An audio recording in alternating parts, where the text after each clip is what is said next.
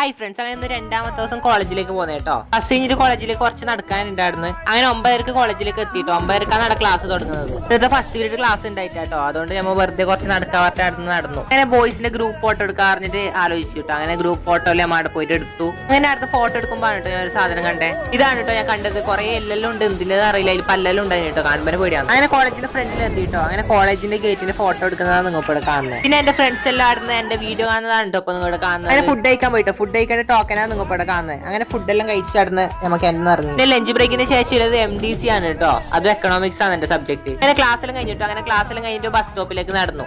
ഞാനും രുദ്രനാണ് കേട്ടോ ബസ് സ്റ്റോപ്പിലേക്ക് പോയത്. വേറെ ആരും ബാക്കൽ ഭാഗത്തേക്ക് ഇല്ലാന്ന് തോന്നുന്നു. നമ്മള് ബസ്സിലും വന്നു. അങ്ങനെ പള്ളിക്കരക്ക് ഞാൻ വിട്ടു കേട്ടോ ബസ്സിൽ. പിന്നെ KTM പോകാനുണ്ടായിരുന്നു. അങ്ങനെ ATM കയറിട്ടോ.